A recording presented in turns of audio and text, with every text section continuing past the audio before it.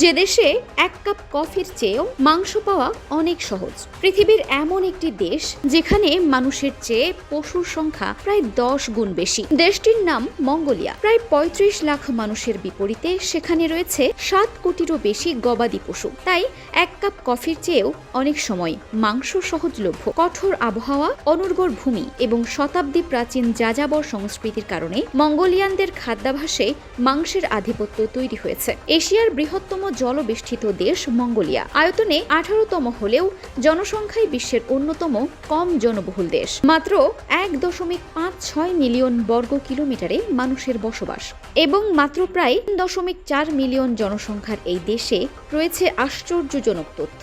মানুষের থেকে ঘোড়ার সংখ্যা বেশি।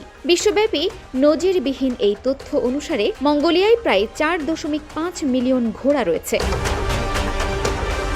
যা প্রতি নাগরিকের জন্য প্রায় 1.5টি ঘোড়ার সমান। মঙ্গোলিয়া তার ইতিহাসে ঘোড়ার প্রতি যে ভালোবাসা ও গুরুত্ব দিয়েছে তা আজও অটুট। মধ্য ও পূর্ব এশিয়ার এই দেশটি রাশিয়া ও চীনের মাঝে অবস্থিত, যেখানে জনসংখ্যার ঘনত্ব মাত্র 2.14 জন প্রতি বর্গ কিলোমিটারে। 13 ও 14 দশকে চেঙ্গিস খানের নেতৃত্বে মঙ্গল যোদ্ধারা ঘোড়ায় চড়ে গড়ে তুলেছিলেন বিশ্বের অন্যতম বৃহত্তম সাম্রাজ্য। যুদ্ধ ও অভিযানে একাধিক ঘোড়া থাকার কারণে মঙ্গল বাহিনী ছিল অপ্রতিরোধ্য। আজকের দিনে মঙ্গোলিয়ার গ্রামীণ অর্থনীতি 5 ধরনের গবাদি পশুর ওপর নির্ভরশীল।